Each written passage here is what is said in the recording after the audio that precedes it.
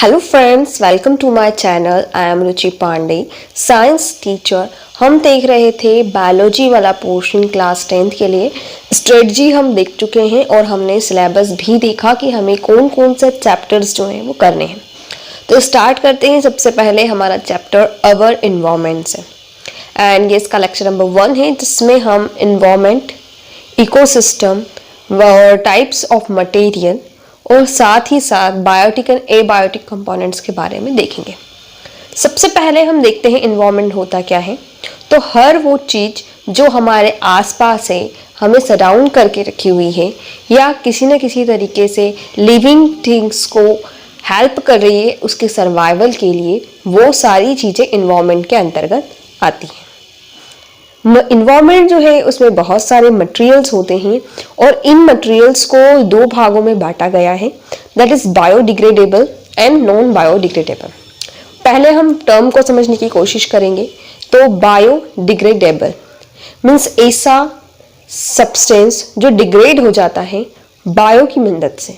Bio means living beings की मदद से आसानी से डिग्रेड हो जाता है टाइम पीरियड के साथ।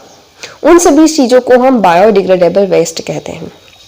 वहीं कुछ सब्सटेंसेस ऐसे होते हैं जो कि आसानी से या किसी भी प्रोसेस के थ्रू डिग्रेड नहीं होते हैं, या लिविंग मटेरियल या लिविंग एनिमल्स या माइक्रो ऑर्गेनिज्म की हेल्प से डिग्रेड नहीं होते हैं, उन्हें हम नॉन बायोडिग्रेडेबल वेस्ट कहते हैं।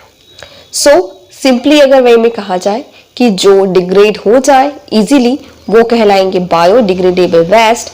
जैसे कि लीव्स हो गई, हम जो वेजिटेबल के पील्स रहते हैं वो, एनिमल बॉडी वो भी एक समय के बाद डिग्रेड हो जाती है, प्लांट बॉडी, प्लांट मटेरियल, और जैसे क्लॉथ हो गया, ये सारी चीज़ें क्या है समय के साथ धीरे धीरे मिट्टी में मिल जाती है।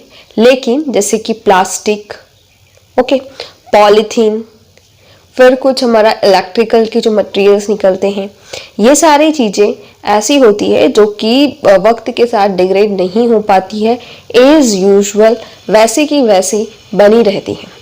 उन्हें हम कहेंगे नॉन बायोडिग्रेडेबल। तो 2 प्रकार के मटेरियल हमारे आसपास हम देखने को मिलते हैं, वो है biodegradable and non biodegradable. Then बात आती है इकोसिस्टम की। इकोसिस्टम क्या है? जो लिविंग बीइंग जिस स्थान पे, जिस सिस्टम में रह रहा है, वो उसका इकोसिस्टम कहलाएगा, सबसे पहली बात तो। और लिविंग ऑर्गेनिज्म और नॉन लिविंग ऑर्गेनिज्म के बीच में जो इंटरेक्शन हो रहा है, जिसकी हेल्प से लिविंग बींग्स जो है वो अपने आप को सरवाइव कर पा रहे हैं, तो यही चीज़ें इकोसिस्टम के अंतर्गत आती हैं। सो इकोसिस्टम ऐसा सिस्टम है जिसमें लिविंग एंड नॉन लिविंग दोनों के इंटरेक्शन से, बायोटिक एंड एबायोटिक दोनों फैक्टर के इंटरेक्शन की वजह से पूरा सिस्टम वर्क करता है, या वो अपने आप को सरवाइव कर पाते हैं जितने भी लिविंग बींग्स हैं वो। अब इकोसिस्टम को कुछ अलग अलग पार्टों में बांटा गया है। जैसे अगर कोई लिविंग बींग्स का एक ग्रुप अगर मैराइन एरिया में है और वहाँ पे अपना सर्वाइवल कर रहे हैं, तो वो मैराइन इकोसिस्टम कहते हैं। वहीं लैंड पे, एक लैंड एरिया पे अगर आपको कुछ बायोटिक और एबायोटिक लिविंग बींग साथ में दिखाई दे रहे हैं और वो अपना सर्वाइवल कर रहे हैं, तो वो लैंड इकोसिस्टम कहलाएगा।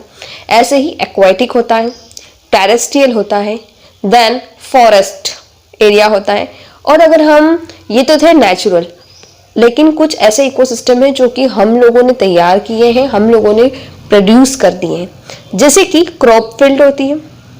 क्रॉप फील्ड अपने आप नहीं लगी है, लेकिन हम ह्यूमंस ने क्या किया है, एक जैसी फसलों को साथ में लगाकर उनको बोल सकते हैं फर्टिलाइजर्स दिए, वाटर दिए।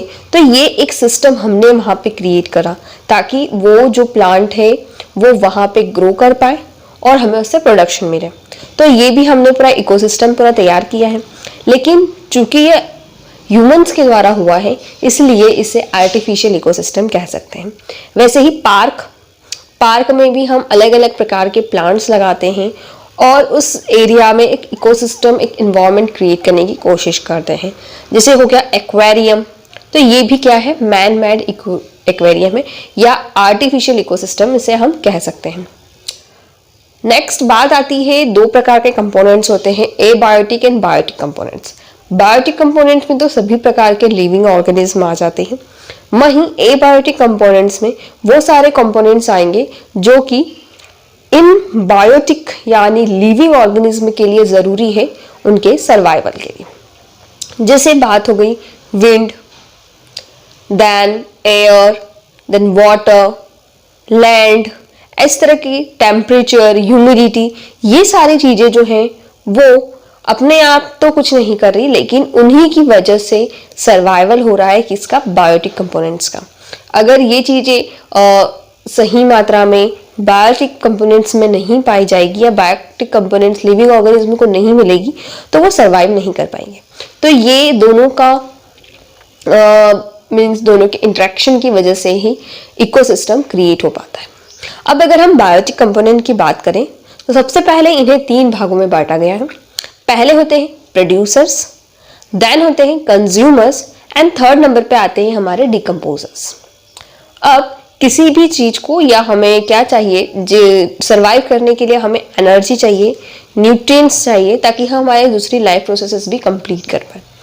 अब जो हमें न्यूट्रिएंट्स है ये सबसे पहले हम खुद से बना नहीं सकते, चूंकि हम ह्यूमंस हैं, हमारे पास ऐसी कोई ताकत नहीं है कि हम वो कंप्लीट फूड क्रिएट कर पाए।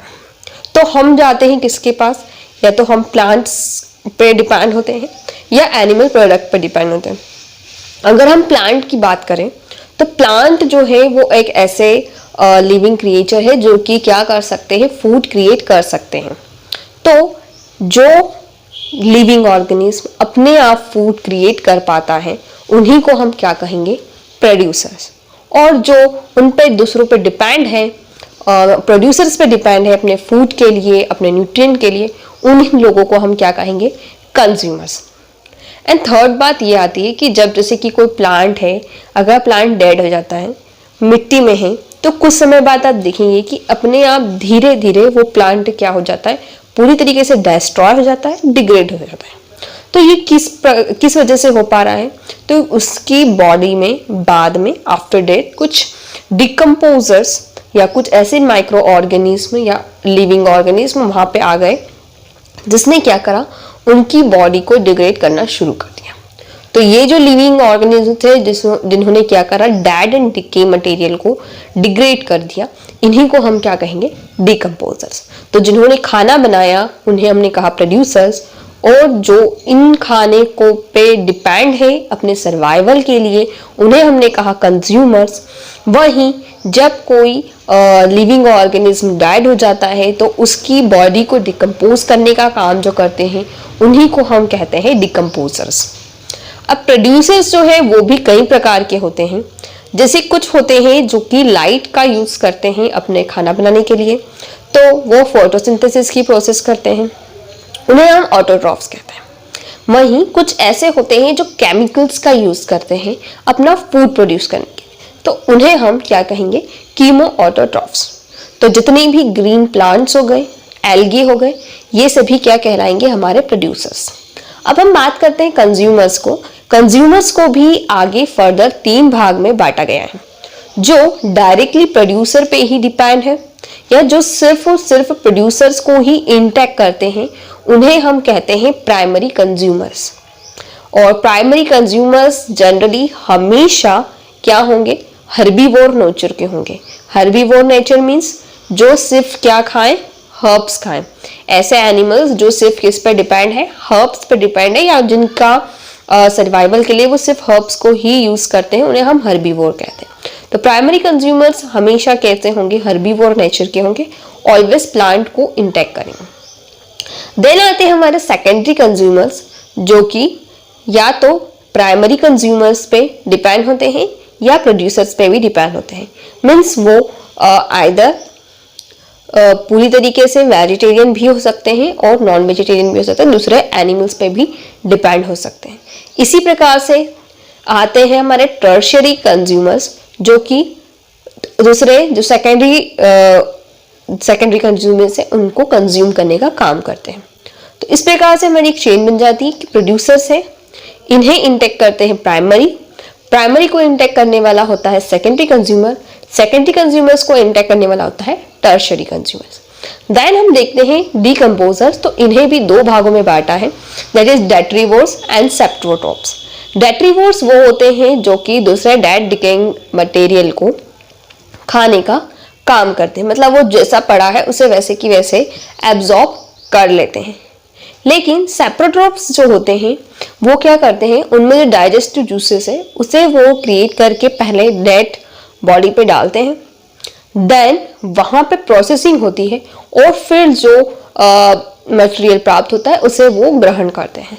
मीन्स डेट्रीवोर्स और सेप्ट्रोट्रॉप्स दोनों ही डेड डिकेइंग मटेरियल पे काम करते हैं, लेकिन एक में वो डेड मटेरियल्स को डायरेक्टली कंज्यूम कर रहे हैं, दूसरे में सेप्ट्रोट्रॉप्स में वो डेड बॉडी पर रहते हैं, उस पर अपना डाइजेस्टिव जूसेस प्रोड्यूस करते हैं एंड देन मटेरियल्स को इंटेक करने का काम करते हैं। सो आज हमने एनवायरनमेंट चैप्टर में थोड़ा सा इंट्रोडक्शन वाला पोर्शन पढ़ा और वहीं बायोटिक और एबायोटिक कंपोनेंट भी समझे। आई होप आपको ये समझ में आया हो, एंड अगर आपको कोई क्वेरी है तो आप क्वेश्चन कर सकते हैं एंड मुझे कमेंट कर सकते हैं। So thank you for now, bye bye.